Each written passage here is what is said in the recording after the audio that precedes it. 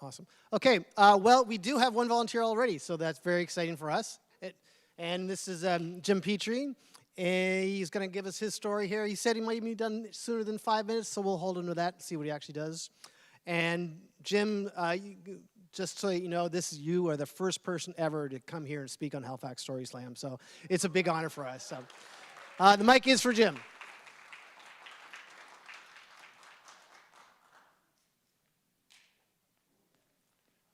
Hi.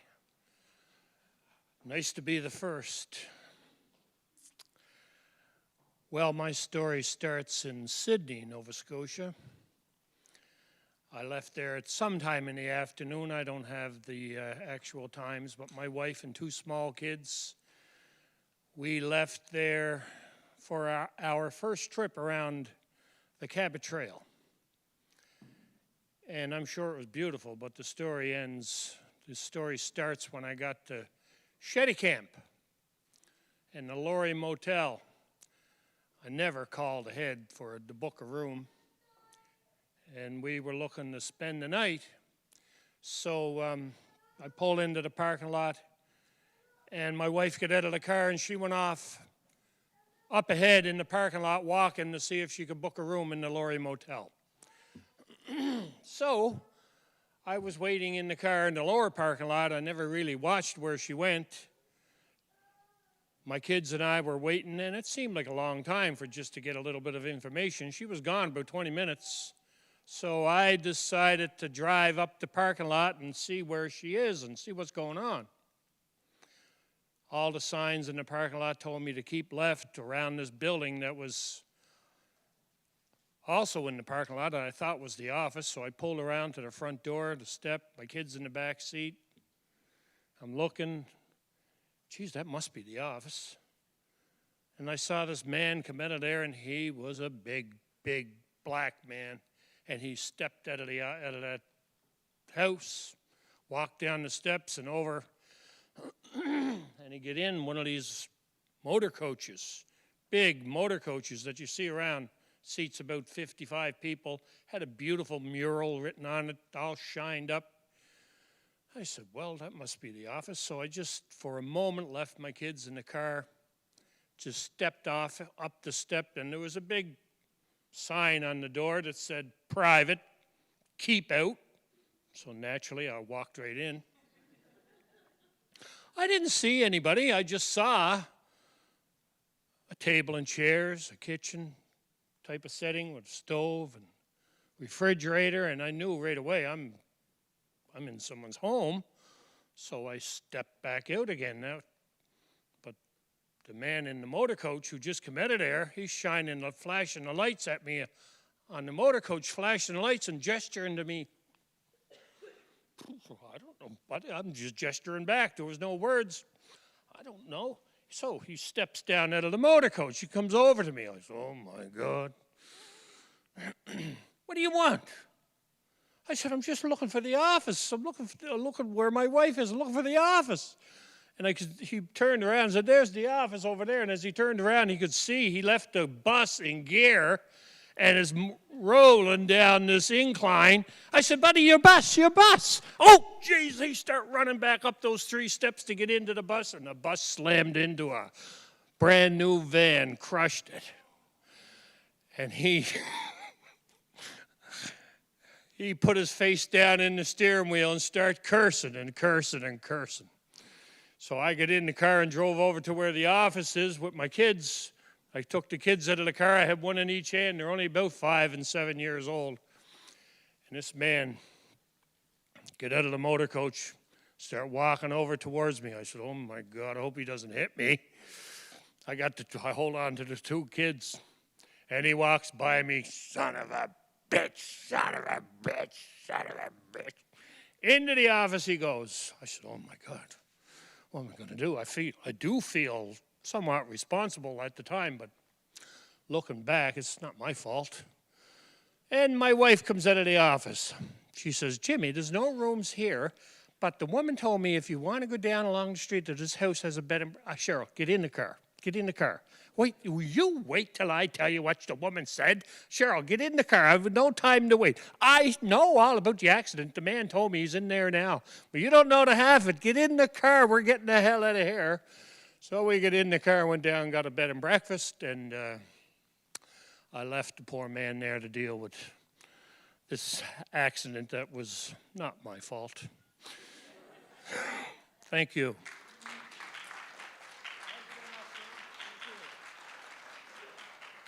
I want to thank Jim for actually staying to the sub 5 minute thing. It was perfect. You've set the bar pretty high for everyone else, so thank you very much. Thank you very much for going first. I really appreciate that. So we have still a solid 20 minutes if someone else has a story they want to think they can pull up. I see a hand. Let's go for that. Come on up. You can introduce yourself once you get up here. And like I said, about 4 minutes 15. I'll keep it 90 from there. That's very bright. Hi, I'm Miranda. So, two-parter, kind of. Actually, I told a story at the first ever Moth Up live storytelling event in Toronto in 2010, which then turned into Raconteurs. So Raconteurs was a monthly storytelling event that lasted right up until about 2018, 2019. And then, unfortunately, the coordinator had to let go of the program. But anyway, needless to say, storytelling events, very dear to my heart. I spoke at the first one, the Moth Up, before it was renamed to Raconteurs, in a dive bar that had a leaky ceiling and no lights. And I'm pretty sure we were using like flashlights or something. But then, obviously, life changed, life grew. 2016 rolled around. I was very pregnant with my son, extremely, and there was a Raconteurs, and there was no way I was missing this Raconteurs because the theme of the night was what made you laugh, and of course I had to be there. April 15th, my husband and I trekked the subway, me 38 and a half weeks pregnant. I made sure to go. I spent the whole night laughing harder than I've ever laughed in my life. I had a great night, went home, went to bed. I was already on maternity leave, so I had a lounge night. Was in no rush to go to bed. 3 o'clock in the morning, my son decided to be, hi, I'm going to arrive in the world in 45 minutes. So to this day, I applaud storytelling events with allowing me to have a 45-minute birth, relatively pain and stress-free. And I really hope that this event turns into something larger because I desperately miss live storytelling events since I've come to Halifax 4 years ago. So I'm really hopeful that this can continue to be a part of my life, and that now that my son is old enough, soon-ish, that it can be a part of his life as well. Thank you.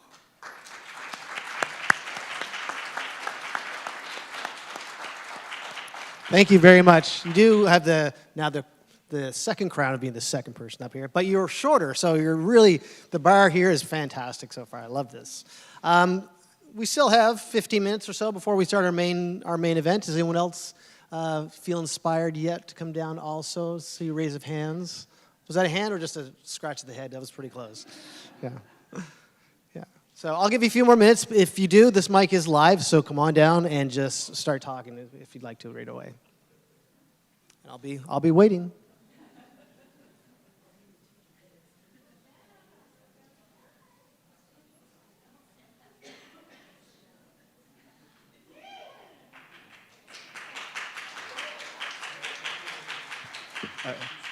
I listen to the Moth podcast, which is fantastic. Great way to spend some time while you're driving.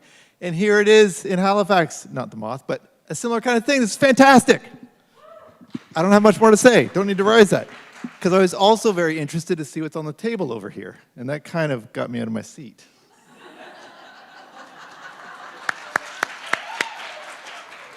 Pretty close, pretty close.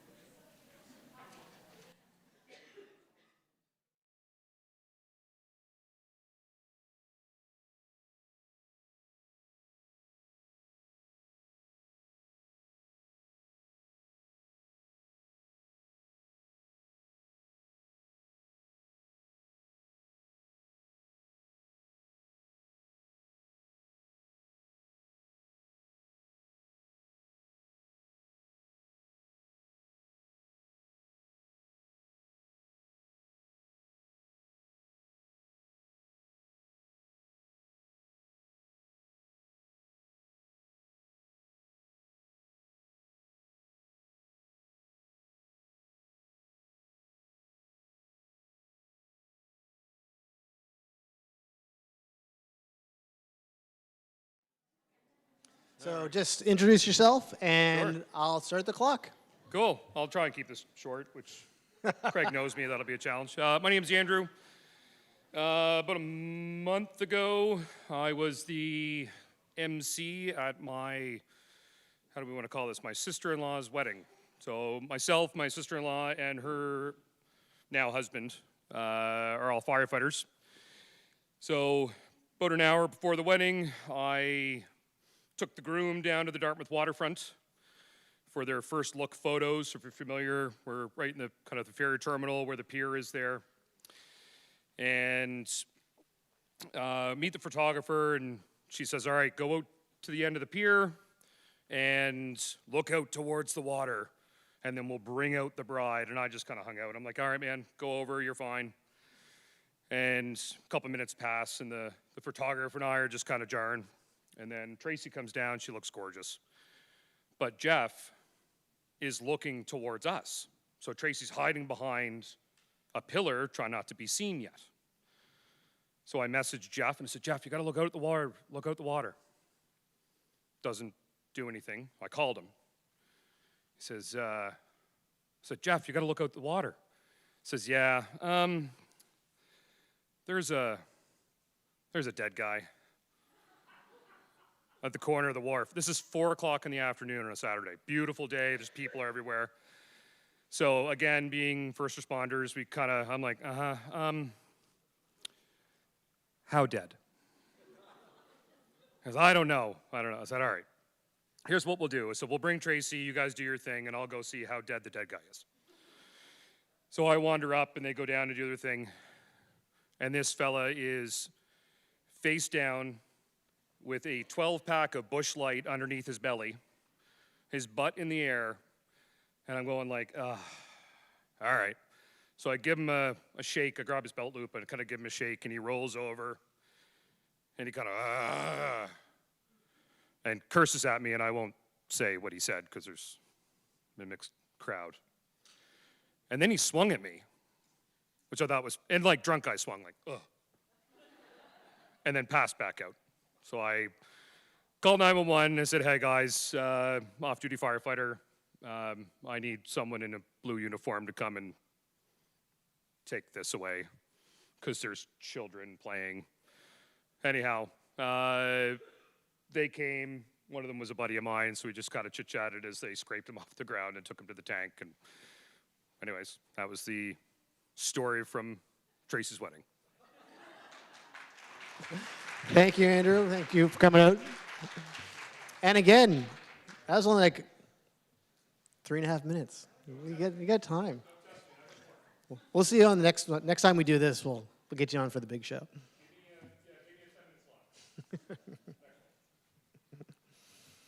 So we're still about 10 minutes out from getting everyone else ready from behind the curtain. So just, the mic again is open and it's live, so you can just walk up, introduce yourself, and start again.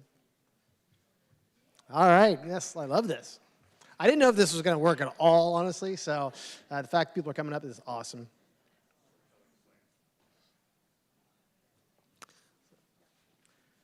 Hello, everyone. Can you guys hear me all right? Yeah. So my name is Vatsal, and I moved to Canada 12 years ago to do my master's here from Dalhousie University. And since I moved here, I go back to India. That's where I'm from every year to see my family and friends. So this story is about a travel adventure that I once had close to 6 years ago, I think. So the trip from Canada to India is very long, and it's very boring, and it's very cumbersome, as you would imagine. It's 20-something hours. But this one year, me and my friend decided to go together. We booked the flights from Halifax to India, and we was going through Zurich, Switzerland. Both of us were very excited. Like, we'll go to Zurich. We have never been to Switzerland. We'll explore the airport a bit and then carry on with our flight. But this small adventure turned negative, or actually it had a small suspense going on there. Once we landed in Zurich, we realized that the airport had multiple platforms, and you could go from one platform to another platform via a monorail. How exciting is that? And we were just a bunch of graduates. We were like, we'll go from one terminal to other terminal, explore all the food places, shop a bit maybe, and have the time of our lives and enjoy this layover in Zurich and not make it horrible experience that it usually is. So we landed in Terminal 3 in Zurich, and we went to Terminal 1 with this monorail. We were so excited, smiling at people, waving at random people, because we were like, oh, we're in a monorail. We've never been in a monorail before. And we reached Terminal 1, and we were exploring all the places that you can travel to, all these countries that we had never heard of before. We went there, ate some food, and had a drink. And after like half an hour or something, we heard an announcement that my friend's flight, it's coming ready for departure on a different terminal in half an hour or an hour or something like that. So we went back to the monorail and went back to Terminal 3. We were on Terminal 1. And as soon as we went to Terminal 3 and we were going towards our gate, my friend says, "What's up? I don't have my passport with me." And we were both, I was shocked. I was like, what? Dude, the flight is in like half an hour. What are we going to do? So we were both panicking. And we're like, what if somebody just runs out of the airport with their passport, does a bunch of scams and buys a bunch of SIM cards and does some crime or something? So our mind was just like going in circles. Now we got ourselves together, and from Terminal 3, we went back to Terminal 1. This time the monorail was not fun at all. It was just a panic ride. This time we were just like, we have to find this password. We almost turned into detectives this time. We were talking to everyone on the terminal. Have you seen this guy's passport? Do you know this guy? They're like, no, this is an airport. We meet random people all the time. We don't look at their faces. So we went to Terminal 1. We caught the security guard. They were a policeman, I think. They were speaking a language we didn't understand. But somehow they also knew English, which was great. So we spoke to them, and somehow they communicated to people in all the terminals, and they found his passport. So it was very exciting. We went to the security guard who had the passport, and then we ran back to Terminal 1, where our flights were going to depart from. So we didn't really get to see the airport much, but we always remembered this adventure because this was still much better than our commute from Halifax to India, which is very long and cumbersome. Thank you. Thank you very much for coming up. Appreciate that.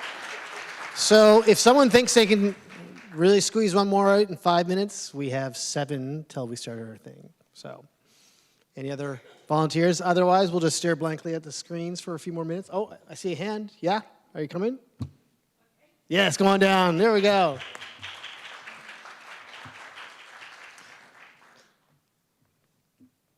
Just be careful of your step as you come down. Yeah, so just, you'll be great. And just introduce yourself, and I will start our timer, and we're good to go. If that's a little too tall. Yeah, I thought I was tall, but. Okay. Hi, everybody. My name is Fatou, and I came to Halifax less than 2 years ago. And maybe it's not funny, but I'm just going to share some of the interesting things that happened when I was making the decision to come to Halifax about 2 years ago. So I was originally in the United States where I study, and I watched a movie that was Canadian, and I want to go to Canada because I write stories, and someday I just want to be in that environment. And I'm originally from Liberia, and we have a lot of ideas about places that are not the U.S. because we're indirectly colonized by the U.S. So when I told my family I'm coming to Canada, and they were like, no, you are not going there. It's a village. Trust me. Sorry. And they're like, if you go to Canada, you're never coming back to the U.S. because it's so terroir and everything. And just a couple of days ago, I was reading a book that said, adventure happened to the adventurous. And I've always just been girl with the flow. So I'm I'm going to go to Canada. I don't know where I'm going, but I want to do my master's there. So I look up a couple of master's programs, and I got accepted to 3, and the one that had the better money, and I just decided I'm going to go there. I didn't know anything about Halifax. I just watched a video, and I'm like, okay, I'm going there. People there, you live, it's good. And so I made a decision. I came to Halifax. My school picked me up. I graduated with my master's here, and oh, thank you. I started my career and everything, and then in September, I got an invitation to attend a couple of peace conferences in the United States because I do a lot of work around peace. I'm also organizing a TEDx event here. Anyway, so I went to the U.S. I got my visa and I went to the U.S. And then the same people who were basically telling me not to come to Canada started asking me, how do you go to Canada? And so I told them, I don't know. I think Canada needs people who are very nice, and it's been a very warm community. I don't think it needs people who discourage other people from getting out of their comfort zones. And so I just wanted to share that and say, hey, it's been a good experience, and thank you for having me.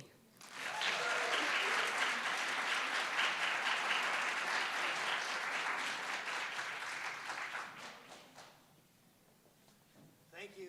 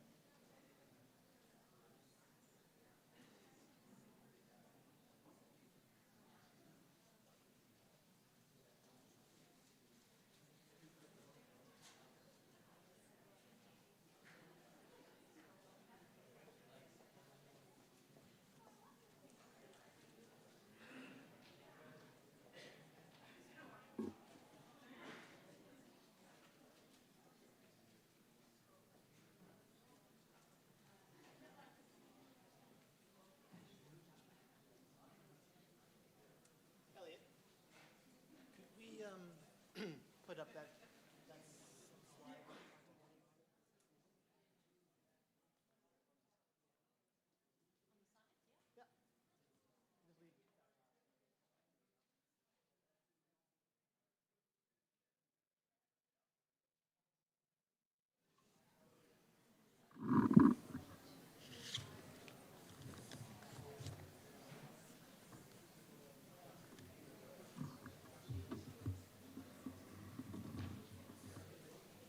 Okay.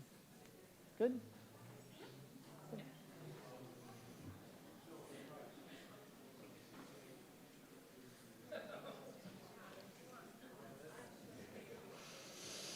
Good. All right, thank you very much, everyone, for coming, especially everyone who spoke up for the very first time in our pre-show Stories from a Hat. Hopefully we'll continue that, and hopefully we'll be able to continue this whole event again shortly. It took us about 6 months to get here tonight, really about 6 years in the making, but this is hopefully something that will continue on many, many more times as time goes on. I just wanted to thank you all for coming out tonight at this very special evening of storytelling. This is the inaugural event of Halifax Story Slam, and tonight's theme is in fear. I thank and welcome you all for coming tonight, very much so. Halifax Story Slam is all about giving people space to share their journeys, their insights from moments of resilience. And tonight we hear from a lineup of wonderful storytellers who are here to inspire move and connect with all of you. These are personal, true stories around the theme of fear, but all told from memory without a net. There's no prompts, there's no scripts, so lean in and support our people that are coming up tonight. As an audience, we're here to listen and celebrate and possibly sit through some tough stories. So thank you for being here with us tonight and being part of this journey. This event is inspired from the amazing storyteller greats like The Moth out of New York, and who hopefully are listening online tonight. We were able to actually go see a live event from The Moth earlier in March with my wife and daughter, and it was an incredible, incredible experience. It's something I'll never forget. I even leaned into them years ago and said, if we were going to do something like that here in Canada or in Halifax, do you have a franchise or something like that we can do? And they're like, no, just, give us a little shout out. So that shout out is here tonight to say thank you very much to The Moth for continuing to create such amazing stories and help inspire an event like this. This also is inspired a little bit from CBC's Vinyl Cafe's, the story exchange that they always had. I was a huge fan of the Vinyl Cafe, and I remember, yeah, exactly. And I remember being in this studio when I heard of Stuart McLean's passing. I remember hearing someone in front, as they were talking about it, they kind of gasped when they heard that. And I thought, wow, that is powerful when you can connect with that many people. And so knowing that can be a thing that can happen to connect with people was very special and something I wanted to create here as well. And I just find that the telling of true stories is such a special experience that it's all kind of led to this moment. So let's begin. We begin tonight by acknowledging that we are gathering on the ancestral and unceded territory of the Mi'kmaq people. This land, Mi'kma'ki, has been home for the Mi'kmaq since time immemorial and remains so under the peace and friendship treaties. We recognize the strength, resilience, and continued presence of the Mi'kmaq, whose deep connections to this land are grounded in stories, experiences, and memories shared across generations. As we explore these stories of fear, we honor the courage and fortitude of the Indigenous communities who have faced generations of fear and challenge and resilience. In sharing our stories on this land, we remind ourselves of our responsibility to confront our own fears of misunderstanding and division, and instead move forward with a commitment to justice, respect, and reconciliation. May our stories tonight create a bridge leading us towards a greater understanding of each other and a shared vision for community built on compassion, mutual respect, and peace.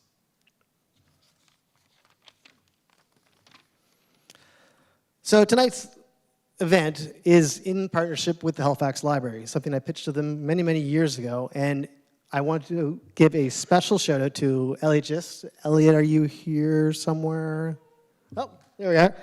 Elliot has been a guide for myself through this whole process, making sure we showed up on time, giving us some rooms, and really helped coordinating our event tonight. So I really thank you for all the support you've given us, and that the library itself gives an opportunity to host events like this in a very public place and to reach out to the broader communities. I'd also like to thank two other key supporters, Jean Spicer-Moore, happens to be pretty related to me, and in the audience tonight, and Gina Brown, who both helped bring tonight's Story Slam to life with a lot of communication support and some of the social media posts and so on that we saw, and really a lot of the words I'm even speaking tonight. So thank you very much to both of you.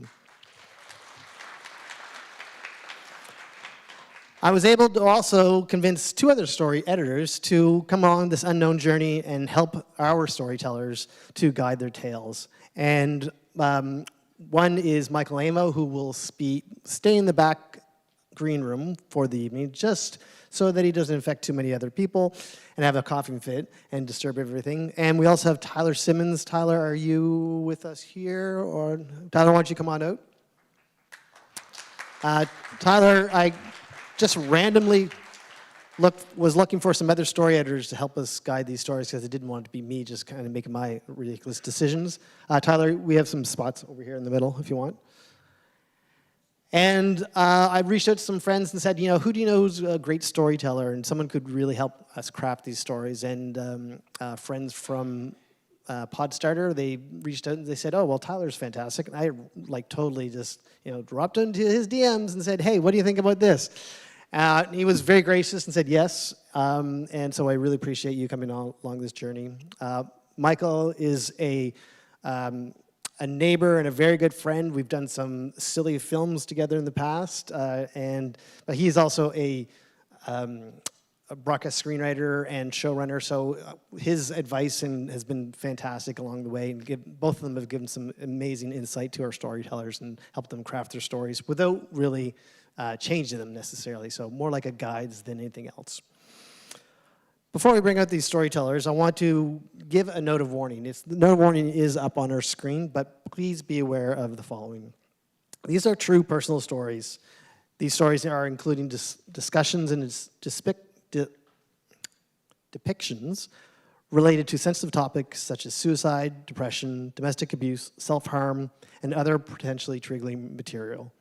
Viewer discretion is advised, and as these themes may evoke strong emotions or reactions. If you or someone you know is affected by these issues, please consider seeking support or reaching out to a mental health professional.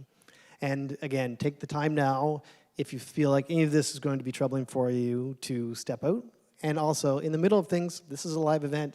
If you feel that the moment is very strong for you, feel free to step out as well. You will not disturb our performers. All right, we are getting into it now. Our first storyteller tonight is Laura Lake. Laura describes herself as a playful luminary and changemaker. She begins all of her interviews by asking guests, what 3 words would you love others to use to describe you? It's a question that speaks to her passion for connecting on a deep level. Please welcome Laura Lake.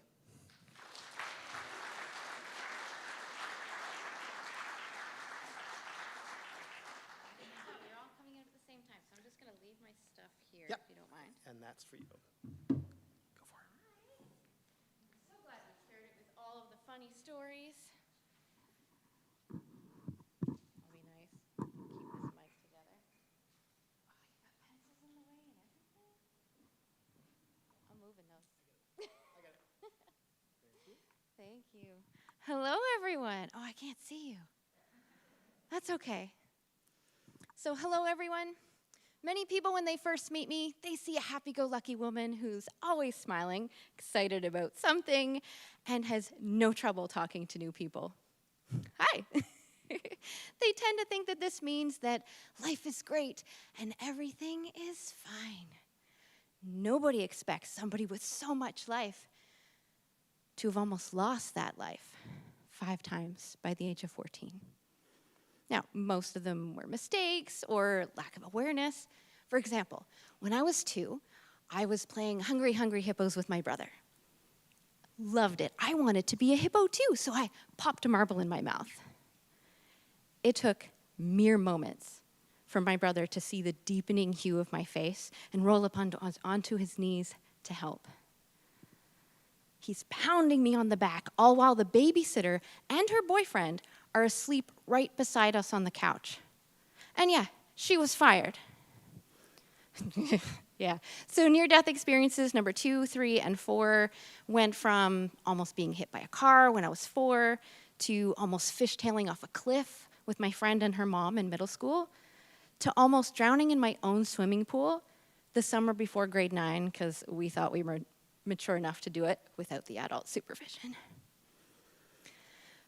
Now, we all know mistakes and accidents happen every single day. Now, the 5th time is what I remember, because the 5th time was different.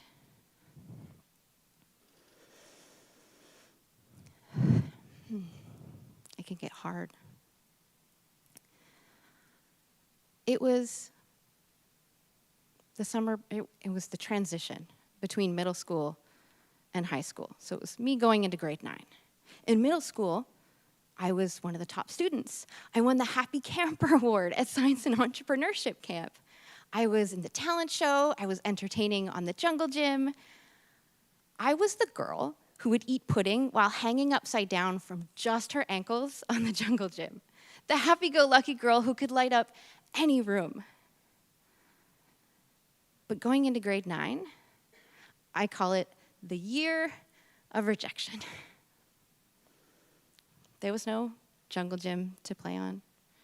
There were no more talent shows to be a part of. My brother, who I finally got along with again, moved away to the big city for university. The guy that I had a crush on for 6 years publicly rejected me on Valentine's Day after I asked him out in a handmade card. Before the first semester of grade 9 was even over, my friend group said they didn't want to be my friends anymore. Everything that I knew, everything that I loved, everything that I built my identity on was gone. I no longer recognized the redhead looking back at me in the mirror. Life grew colder and colder. And so I decided to do one of my favorite things, take a bath. As I'm trying to warm up, there's sweat dripping into my eyes. And the only thing I can think to myself is, what's the point? There's nothing left for me here. And I let gravity pull my head under the water. I can feel the bubbles come out of my nose, and I can hear them pop, pop on the surface of the water. In the silence, I can hear the muffled voices of the TV, but I can't hear any footsteps.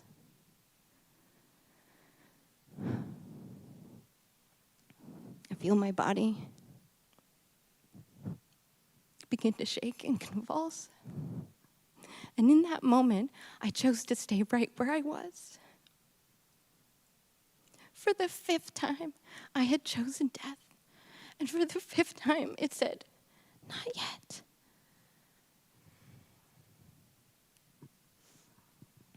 Over the next couple months, the zombie mode of mental autopilot began to wake up.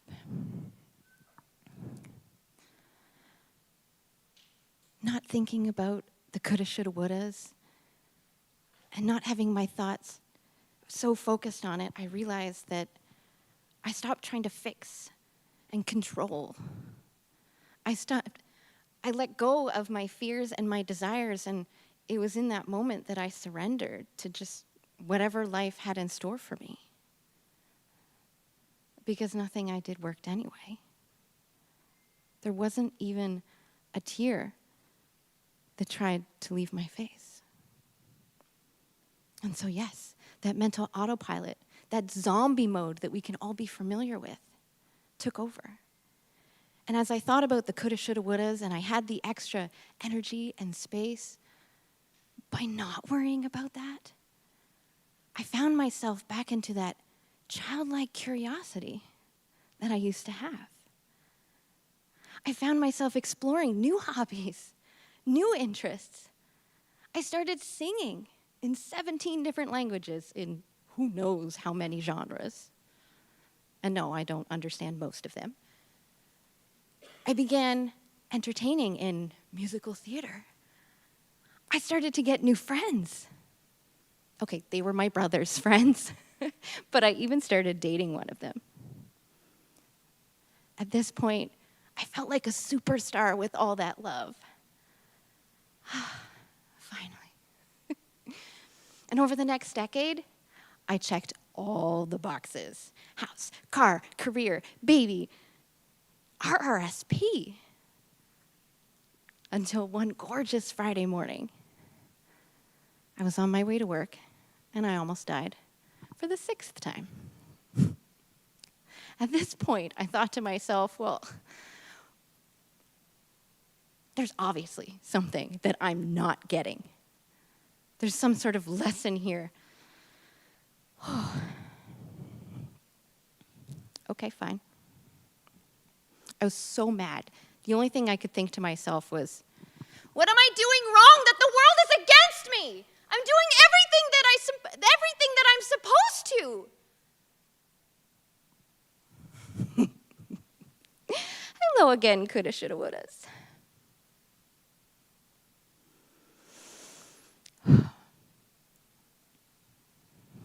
Yeah. I got caught. I got caught in checking all the boxes because people told me that the boxes were the thing that was going to make me happy. And part of me was happy. That grade 9 part who wanted to be loved and accepted so that she wouldn't die. But that happy camper version of me, she needed more than just safety. She needed to live. And oh, the amount of time that I spent learning and being mentored in wellness, personal development, high performance, very quickly outpaced my 15-year career in architecture. Who has time for TV when Psychology Today, Brendan Burchard, and TED have so much awesome content? So much. Well, I lost my job, but then a year later, I started my own business. I got so good at doing, so good that I hustled and I grinded myself to the point that I couldn't even walk for almost a month earlier this year. Obviously, I can now, but at the time, it got so bad that I thought to myself, like, I know what to do. How am I still getting caught in this trap over and over again of either rejecting myself in this way or this way, one way or another? One phone call with a good friend led to one word: worthiness. Worthiness. In that moment, I realized I didn't know how to put a word to what I was feeling, but that is exactly what I was feeling. I'm only now starting to understand what worthiness actually means. It's not about confidence. It's not about accomplishment in order to increase our value, because I got that. What it really means is that who we are, our beingness, no matter who we are, is allowed. This year, my daughter's in grade 9, and I do have her permission to share this. So as she's been aging, my biggest fear was that she would end up like me in grade 9 for that 5th time that I almost died, when it was my choice. And I remember talking to her over the years about that fear, and I tried to give her all the tools that I was learning. Until one day she told me about a kid in her school who was that happy-go-lucky person, never to be expected to try to take their own life. And this was just this past year. She told me that in grade 4, she tried the same thing. Grade 4. But thankfully, as she looks like me, as she dresses like me, as she kind of acts like me, and that big fear of, oh my God, you're going to end up like me, thankfully, we have a relationship where we can talk about these things. I'm sharing my tools with her. And as I'm learning about worthiness, she's learning about worthiness too. So yeah, she's the happy-go-lucky girl that can light up a room. But she also knows who she is and who she wants to be moving forward. As she separates from friends over there, she connects with friends over here.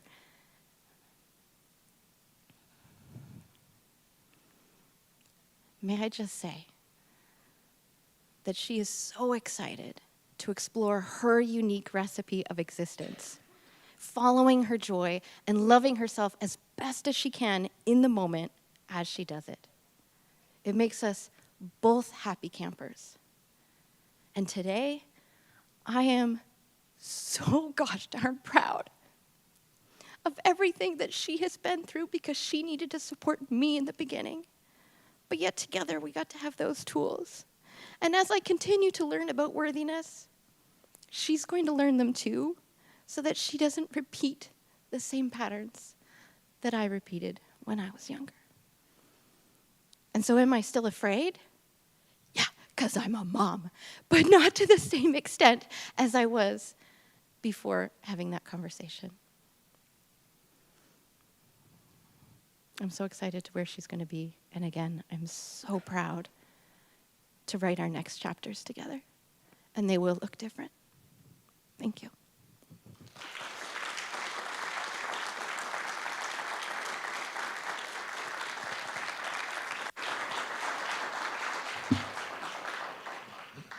Thank you, Laura. Oh my God, I didn't cry.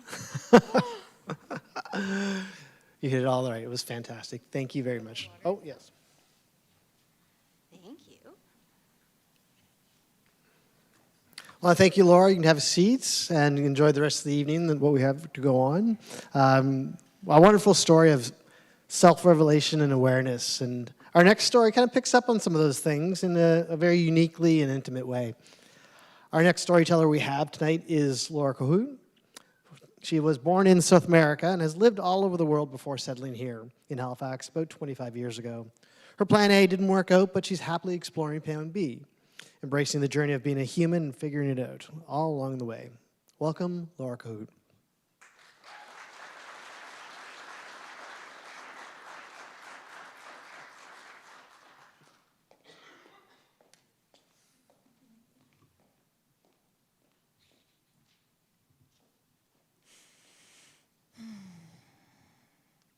Trust in the Lord with all your heart, and lean not on your own understanding.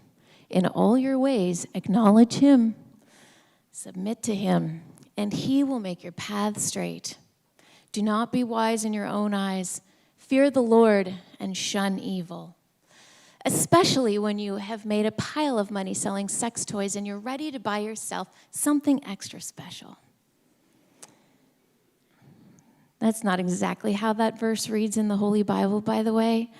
The first part is from Proverbs 3, 5-7, in case you want to check it. I come from a world that is black and white, never colorful. By the time I was 13, I had memorized a pretty good chunk of this holy book we call the Bible. I am a first-generation immigrant. I was born in Paraguay to Mennonite parents who were in South America with a bunch of other Mennonites. Now, Mennonites, sort of like Hutterites or Amish, they were given a bunch of free land in South America, free shitty land, by the way, because they were known as a very hardworking bunch. But the trade-off was they would be allowed their freedoms. Freedom from being drafted in war, because Mennonites do not fight, and the freedom to keep their kids in their own private schools, because no public education for this bunch. They were in the world, but not of it. They were separate. So that meant a lot of my education was Bible verses and instruction on how to live the only right and true way on earth to earn getting into heaven. I mean, the whole thing was really kind of built on fear, and there was really no sort of setup for success, especially for us women. Our role was to submit, to support the men and the church, which was run by men, and raise the children. Yeah, I mean, the message for me was the world is evil and scary. Do not become one of them. I'll explain it this way. Imagine if you were invited to a party. Okay, this was a party you would not cancel on. You would never bail on this party, because this party was going to have all your favorite music, all your favorite bands, all your favorite food, open bar, all your favorite people were going to be there. So you would not want to miss this party. Now, in the case of us Mennonites, it was like, oh, you got an invite to the party. Well, you can go to the party, but don't eat that food. And do not drink that wine. And whatever you do, do not have fun and enjoy this party, because the real party's not now, it's later. After you've suffered on earth for 70 or 80 or 90 years, and you're trying to do it all right, the party is in heaven. So you can go to this party, but it is laced in sin and it is evil. Okay. Now, the other thing about Mennonites is they really believe that the sexual part of our humanity is kind of what makes us sinners and secures us as such. I mean, you become a much bigger problem for God and the church when you become a teenager. Those are some risky days. You can so easily be lost to evil, the evil of normal hormonal and developmental urges. So we deny them. We just cut it off. And in the case of us women, we deny all the extra bits too, since we're the gateway to the man sin as well. Is a lot to bear. But that's okay. The burden rests well on my Mennonite guilt shelves. I call them my shoulders. Now, I think you get the picture. Let's fast forward to 2003. The real world is a really different place than the bubble I'd grown up in. I was far, far from the motherland at this point. I was 7 years married and the mother of a toddler, and in a new city, Halifax.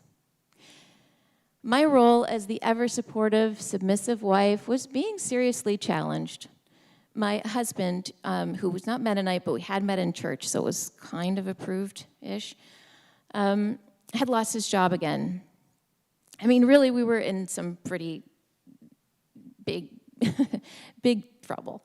So I had somehow managed to get us a job as building managers, like supers for a new apartment building.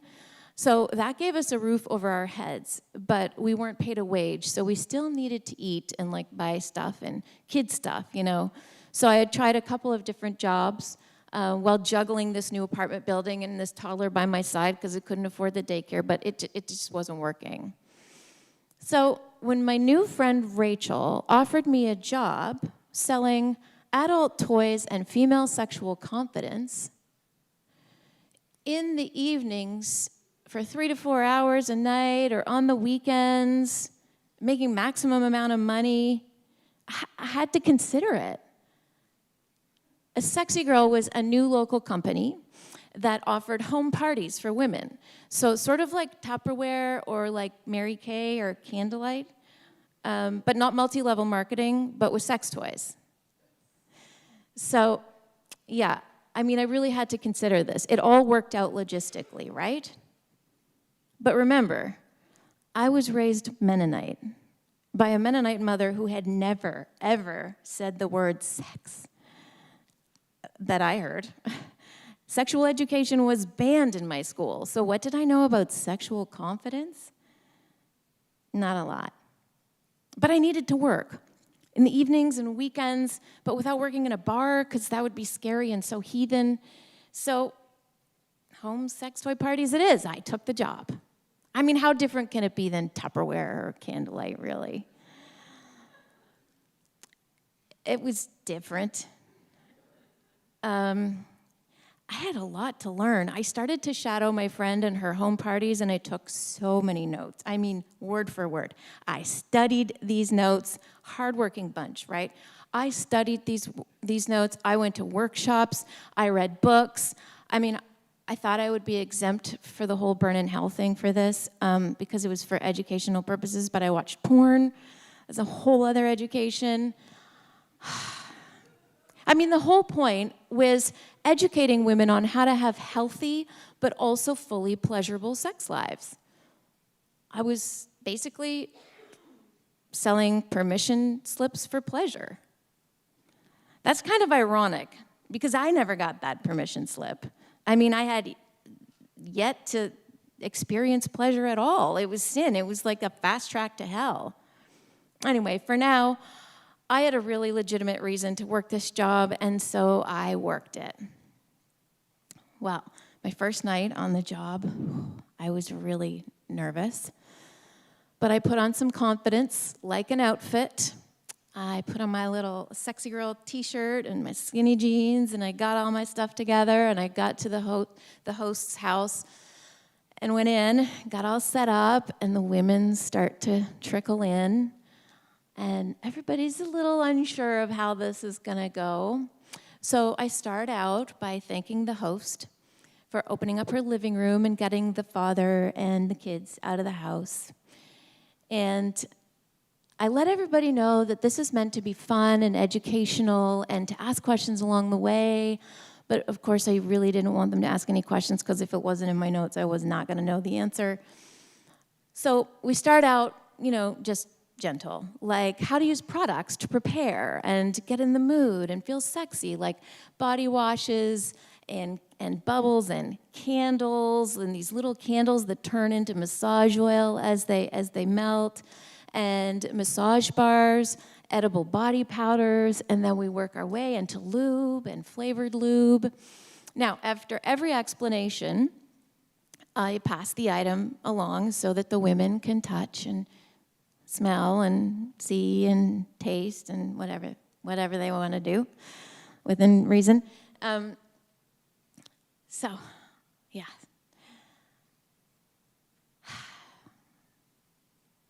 We're passing along the bubbles and the massage bars and all these lovely things. All right, around the halfway point now, before we take a drink break, because of course everybody's having drinks except me, I pass around a couple packages of Pop Rocks, the kids' candy, a potentially surprising addition to a maybe boring blowjob. Speaking of blowjobs, before we take that big drink break, we pass around the books, like Tickle His Pickle, a how-to guide complete with detailed photos, just to keep everyone excited for what comes next. The toys, of course. So I start out with some of the smaller, less intimidating devices, like the little egg vibrator. Show them how the speeds work and pass it around.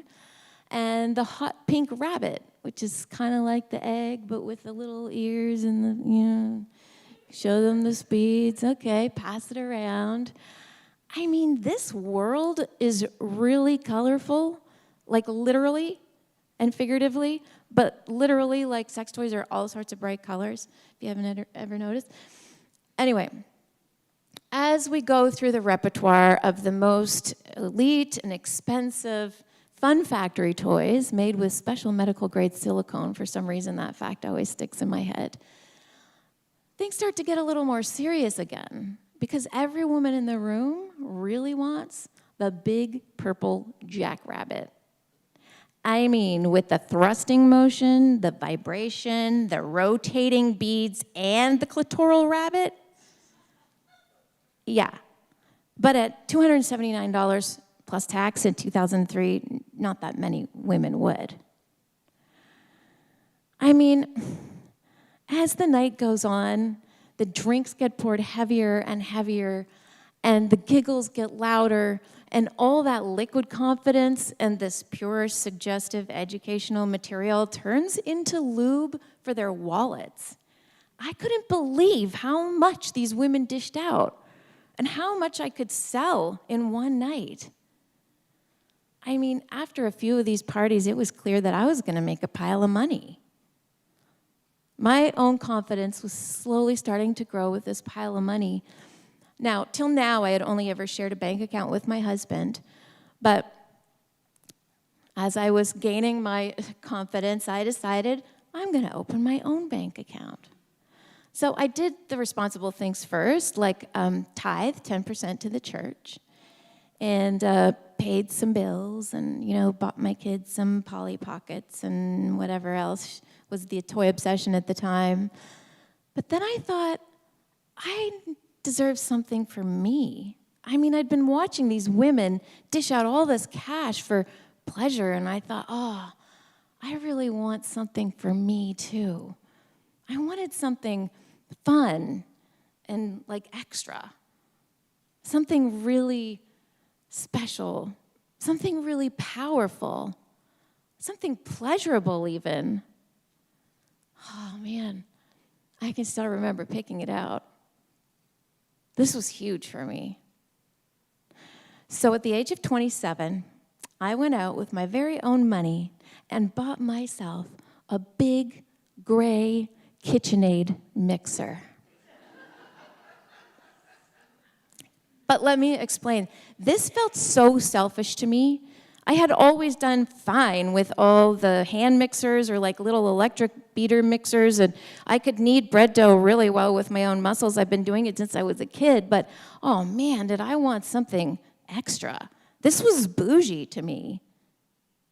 I mean, maybe you're thinking like, what about the jackrabbit?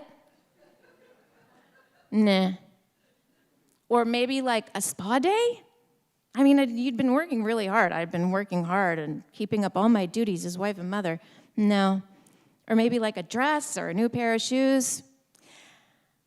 I thought I wanted something for me, but turns out what I really wanted was something to make me a better Christian wife.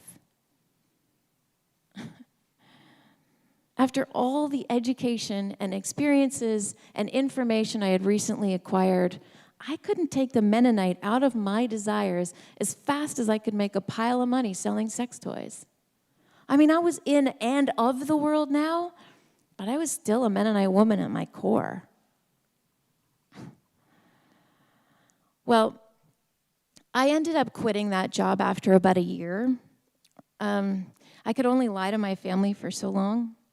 I told them I sold bath and body products. They still think that. They're not here. And they don't know how to live stream either. But really the thing was, I couldn't handle the self-judgment and all that guilt for too long. The kind of pleasure that I was selling was still totally off of the table for me. I still had a lot of deconstructing to do.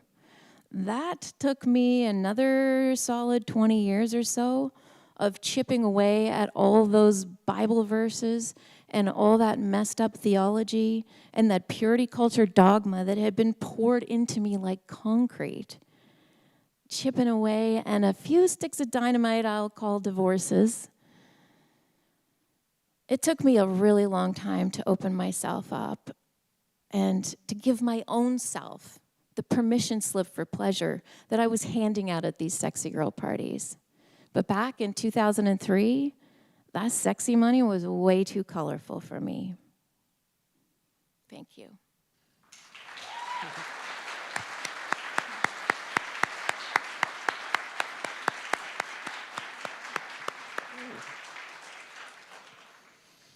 Thank you very much, Laura. I don't think I'll look at our KitchenAid mixer ever again the same way.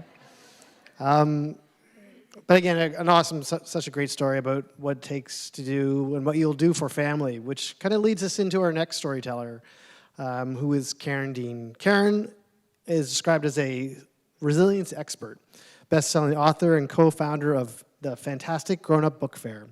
Karen's journey speaks to strength, growth, and inspiration. She's a fierce advocate of resilience and overcoming life challenges. Please welcome Karen Dean.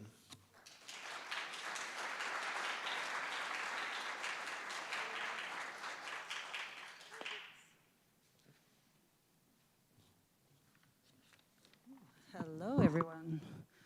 I need to move. You guys are a hard act to follow, Laura and Laura.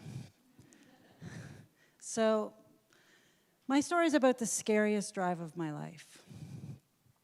It was me and my Chevy Impala with my 5-year-old and 8-year-old in the back seat, following my mom in a beat-up U-Haul, like the biggest U-Haul we could find. And I kept looking in the ditches and the side roads and driveways, wondering where he might be hiding. And that drive seemed to take hours when it was really only about 45 minutes. Let me take you back a little bit. So I was young and full of energy and life, and I just married the man who I wanted to spend the rest of my life with. He promised me everything that I ever dreamt of as a little girl. He was going to protect me and love me and provide financially for our family. I would never have to work. And if I did choose to go to work, I could keep all the money for myself to do whatever I wanted. By the way, we got married 5 months and 4 days after our first date. I don't recommend that. So we were starting our lives in this beautiful log home that he had built himself. And I had so many dreams for my future. I had just graduated from university the year before. But I was always taught that first and foremost, I should be a good wife and a good mother, and career and everything else came after that. So I jumped into that role. And we both wanted kids right away, so I stopped taking my birth control a few weeks before we got married, and wouldn't you know it, I got pregnant very quickly.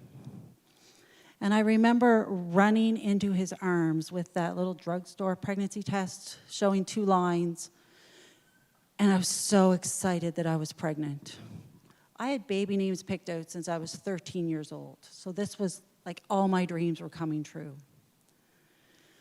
So imagine the shock when, as I ran into his arms in that excitement, that he looked me dead in the face and said, "Good. But if you ever leave me, I'll shoot you in the head when you drive out the driveway." And I'd seen him shoot a squirrel while it was running, so I knew he was a really good shot. And from that moment forward, I lived in fear of what might happen if I did try to leave. And it just kept getting worse and more abusive and more controlling. And I remember one day sitting in my glider rocking chair, talking to my best friend on the phone, and she said, "You need to leave. You can't stay there." And my daughter was only 2 at the time. And I said, "I can't leave. I don't even have a job. I have no money. I can't support myself. I can't be a single mom. I can't do this on my own." And I didn't feel safe, clearly, because almost weekly, he reminded me of that threat, that if I ever tried to leave, he would shoot me in the head when I drove out the driveway. It's pretty hard to let that go. So I stayed. And 3 years later, I gave birth to our second child. He was a save the marriage baby. Those don't work either. And when that little boy was 7.5 weeks old, I woke up one morning to find him like a rag doll. He wouldn't cry, he wouldn't eat. So I made the decision to drive an hour here to Halifax to the IWK Children's Hospital. My husband wouldn't come with me. He was too busy. So I called Ingrid, the young woman who babysat for us, to ask her if she could come to keep me company. So I picked her up on the way by her house, and we drove here to Halifax. And we got to the ER, and I only had time to change my son's diaper before the nurses took us back to the back. But they didn't just take us to like the bed with the curtain around it. They took us in a room with walls and a door. And I thought, okay, this is really serious. So they immediately started working on my little boy. Remember, he's only 7.5 weeks old. To hundreds of medical professionals. Every kind of help that I could find. And I made sure I asked questions about what I could do at home to help him. And 5 years later, that little boy walked onto the school bus, just like everybody else. And he started school without any adaptations or extra help. He was normal. He reprogrammed his brain. And then I got thinking, how'd that happen? And I thought, you know what? He believed he could because I believed he could, and because I encouraged him so much. So then I thought, if he can do the hard things, maybe I should start believing I can too. So 10 years after that wedding, I got brave enough to leave. And the night before I left, my ex-husband reminded me of that threat and said, "You're lucky I'm not a man of my word." So that's why that drive became the scariest drive of my life. But clearly he wasn't hiding in any ditches, and he didn't jump out, and I'm still here. But the nightmares weren't over. So I met a new guy on the rebound. He was great.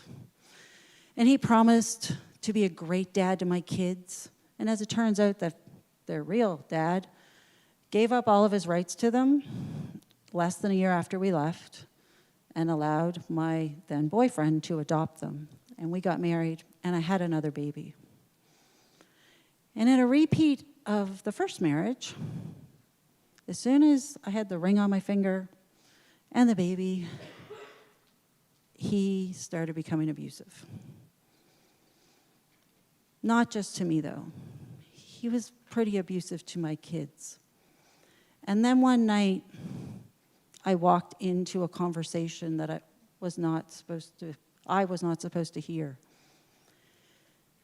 And I learned that he had been sexually assaulting a teenage girl. And I immediately became a single mom to 3 kids who were 14, 10, and 3. I didn't have any other choice. And let me tell you, it was the scariest phone call I ever made to report that to the authorities. And the nightmares didn't end there.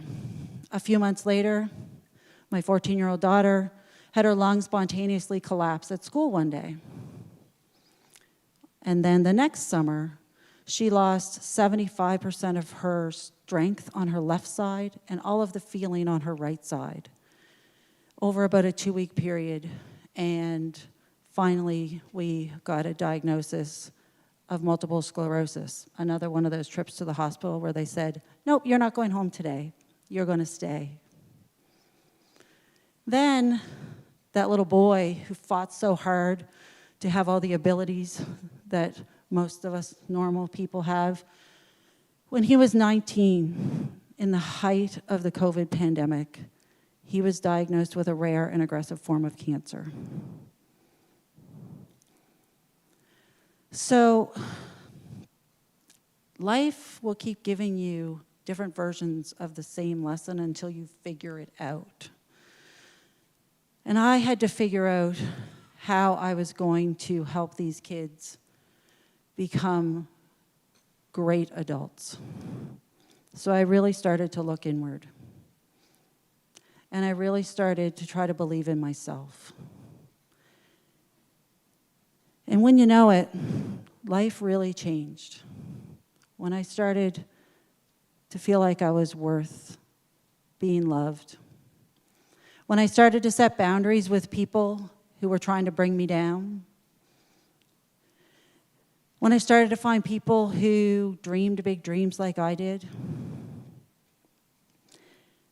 And once I started doing all that, I built a house and started a hobby farm from scratch to have a safe place for myself and my children. I raised $130,000 for families in Nova Scotia who were suffering from horrible tragedies. I published a book that became a Canadian bestseller. Then I published a self-love journal because I thought, you know what? I think other women need to learn the lessons that I have learned about how to love yourself. And I get on stages and inspire people to get through their hard things and understand that hard things don't mean you can't have an. They'll always be my kids, but they're adults. And I don't think we give ourselves enough credit for the power that we give our kids by just showing them how to do it. So my little boy, when he was really trying hard to walk and to talk, I used to tell him there's no such thing as I can't. There's only I don't want to. So when I started applying that to my own life,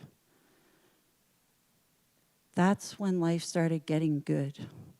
That's when I started living my dreams.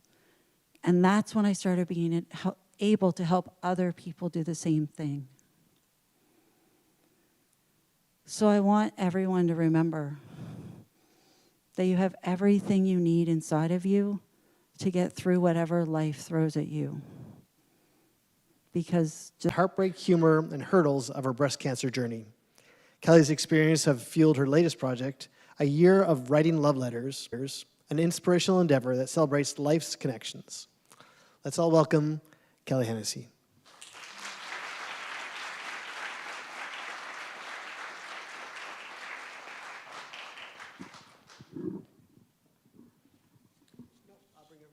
Oh. You get the spotlight. I was thinking, what am I going to do with those notes? All right. This evening, I begin with a word trick. I can take a 6-letter word, C-A-N-C-E-R, and I can turn it into 4 letters, F-E-A-R, fear. Cancer's not a, "Oh, I almost got hit by a car kind of fear. It's a really heavyweight fear. It's a cold, gray Atlantic Ocean wave that knocks you off your feet and fills your lungs up with salt water, making you gasp for air again and again and again.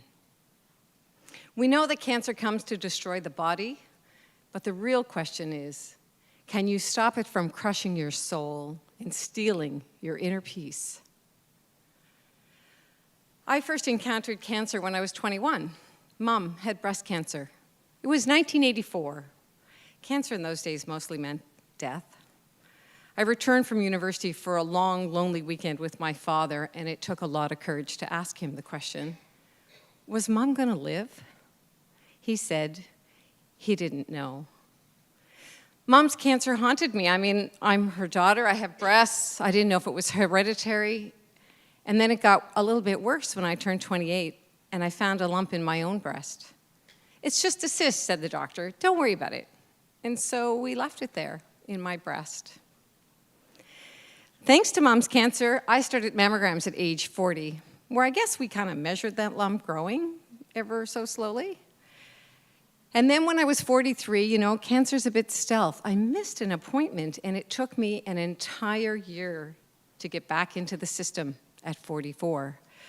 And that mammogram had enough going on with it to send me up to the cancer center here in Halifax. There's a room in the cancer center, and you get in there, and there's like these breast molds sitting on the shelf.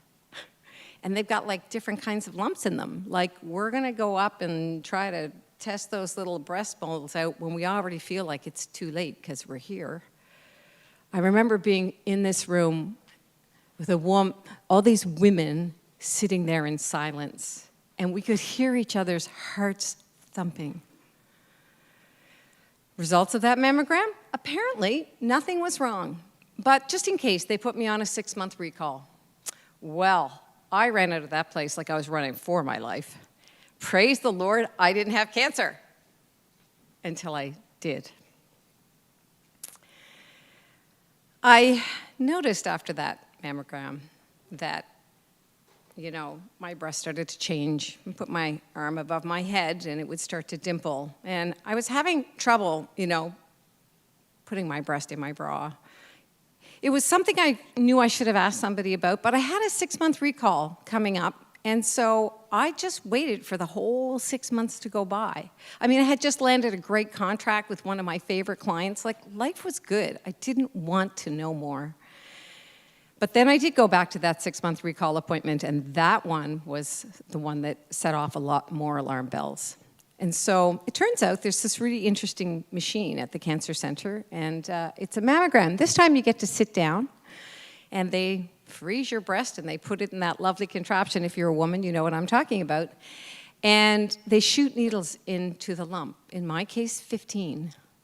And I remember feeling warm blood dripping into my dress pants. And my mind left the room, and I remember thinking, how was I going to tell Mom about this? There's a lot of shame in cancer. So it was, in fact, confirmed. I had breast cancer. The most excruciating place to be when you learn you have a cancer diagnosis is when you know you have a cancer diagnosis, and then you've got to wait for treatment to begin. In my case, it was a full 2 months. I was lightheaded and nauseous and weak, and the only way I could escape the knowledge of what was going on was to watch television. And the show would be over, and I'd feel light and unburdened, and then I'd think, there's something really bad going on in my life. Like, what is it? And then I would remember, and that wave would rush all over me again.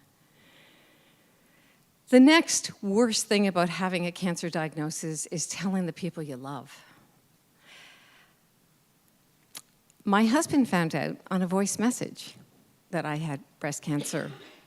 He was out of town. I guess I couldn't wait to talk to him live. And I don't even have any memory of this. He told me about this when I was writing the story. Cancer will make you do insane and thoughtless things like that. We agreed, my husband and I, that I would tell each of our children, and I decided I would tell them each alone. When I told my 14-year-old son, he said to me, "Mom, you're going to be okay, and your faith is going to see you through this." When my words left my mouth towards my 12-year-old son, it's like a movie in slow motion, and they struck him in the chest, and I can still see him falling backwards ever so slowly into the kitchen chair. Later that same day, my daughter came to visit. I was sitting on a couch. She was wrapped in my university blanket, was twice the size of her. And when I told her that I had to lose my breast, her eyes got really big. And it was like she knew at that young age that a female breast was such a critical thing to lose. And she burst into tears, and we cried for the next half hour. Life felt like carnage everywhere at this point. Like, thanks to cancer, I've lost the dream contract, and now my husband gets to carry the whole load. He gets to carry his work, he gets to deal with my lost income, he has to look after the kids, he has to do all their activities, he has to look after the home, and he has to look after me. Like, it's a lot. So I started to have this moment of realizing, well, this is your life. Like, suck it up, this is where we're going. What do you have to do? I had another client that I had to call to say, listen, I can't work for you for the next while. And she said to me, well, like, what's the communications plan? And that triggered my instincts as a public relations professional. I had an Oprah aha moment, and I said, I know what I'm going to do. I'm going to control the hell right out of this. So when I began, the first thing I did was I realized I'm a word person. I'm a writer. And so the first thing I decided to do was, if I was going to get control of cancer spelled reality, F-E-A-R, I had to conquer the disease of language. I had to not let that word have power in my life. So I decided to draw a line in the cells of my body, and I never said again that I had cancer, but that I had a cancer diagnosis. It's a disease. It wasn't my identity. Secondly, like all good public relations practitioners, I had to control the message. So I told people, you don't have permission to share my news. And then I said, you know, it's my story, and I get to tell it when and where and how I want to. But you know, I know the grapevine's going to catch up eventually, so if somebody asks you, you don't have to lie. And in the same vein with our children, we decided that we would try to keep the word cancer in our home as long as possible. So we told them, you can tell anybody that you want to tell, but you might want to leave it here inside these four walls so that when you go out the front door, you're free to be who you are as people at school and wherever else you are. People have a habit of dumping cancer death stories on people, including kids. The third thing I decided to do was to control the process. I decided, though, in this, that I would have authentic relationships with everybody who was in the healthcare system working with me. I didn't want to be the breast in exam room 4. I wanted to be me, and I wanted them to know me so that they would care for me and help me along the journey. Another one of my PR friends at the time was married to a doctor, and I was trying to navigate some stuff with her, and she said, look, this is what you really need to know. The system is built for efficiencies. It's not built for individuals. You go figure out what you want, and then you go get it. That was a really important piece of information because since the beginning, I was told I had to have a mastectomy right off the top. And I always felt that that was like it was like archaic. It was medieval. Like, it's like we're still cutting body parts off people to help save their lives. And so I had become, in that little bit of time, obsessed with the reality and the practicalities of being lopsided. What the hell was I going to put in that empty bra cup? Women told me they put cotton balls and socks and birdseed in those cups. Was I going to get a weighted prosthetic mold? Was I going to ask for a double mastectomy so that everything would be symmetrical? None of those things satisfied me. I wanted the gold standard. Like, I wanted a mastectomy with an immediate breast reconstruction afterwards, which means I would go to the OR table with a diseased breast, and I would wake up with a perky new one, and I'd have a tummy tuck to boot. They're like, don't tell me there's not a silver lining to having breast cancer. That request was flatly denied. Apparently, we didn't have enough information.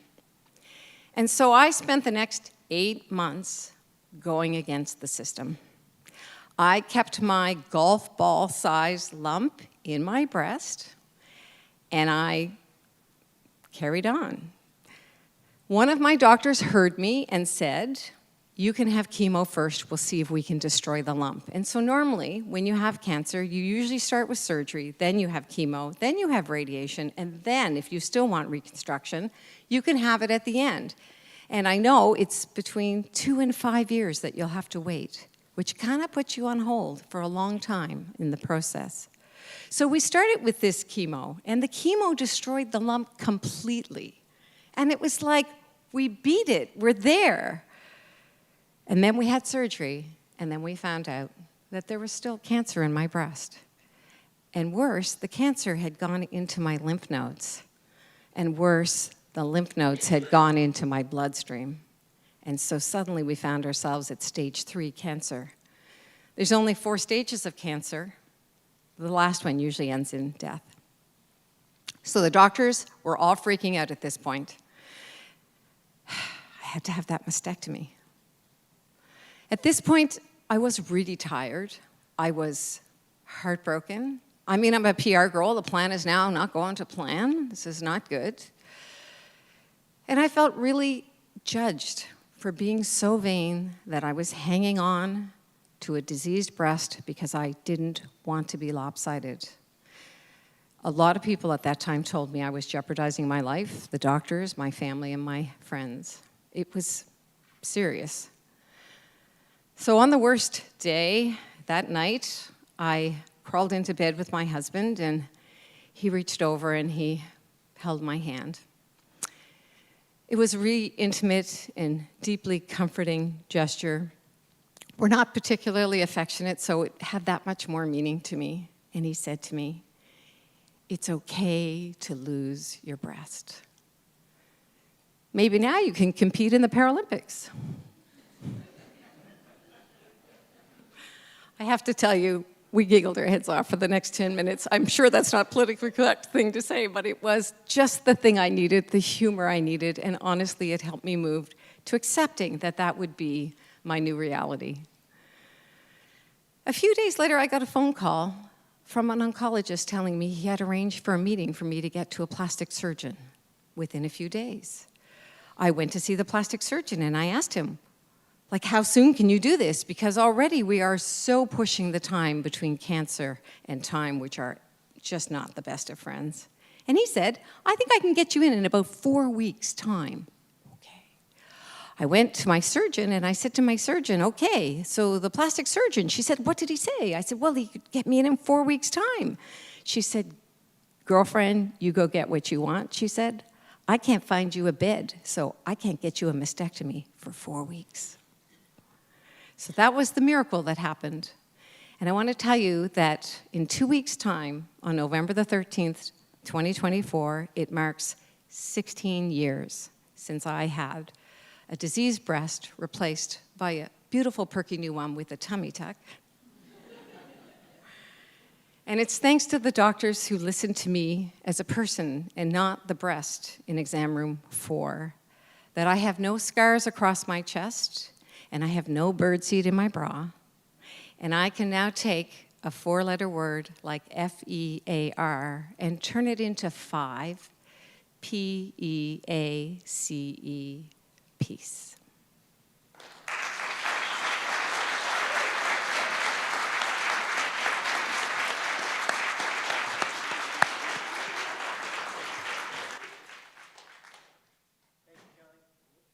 Again.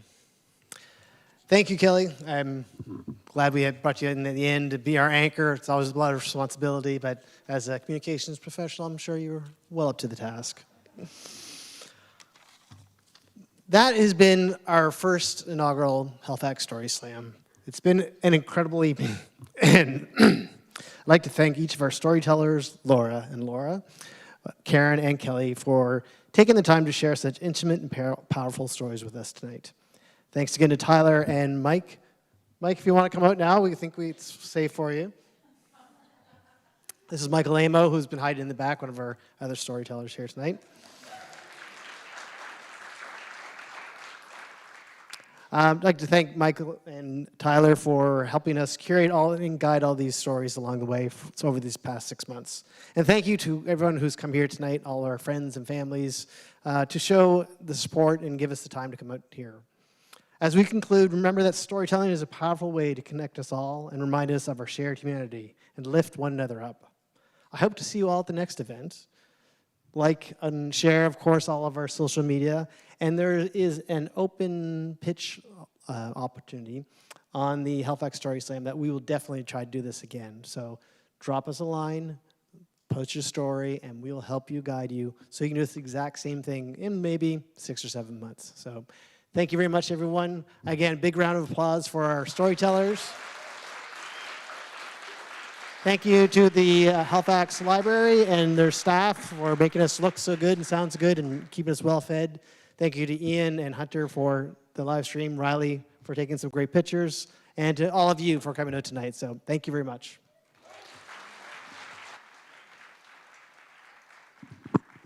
Sorry, unplanned. Come. We, the 4 remaining storytellers, want to thank you for giving us this opportunity, and Tyler and Michael. We loved being part of this. I think I speak for all of us to say that. And we want to thank everyone for coming out to listen to our stories. And again, thank you for making it happen, because it was a really powerful evening for all of us.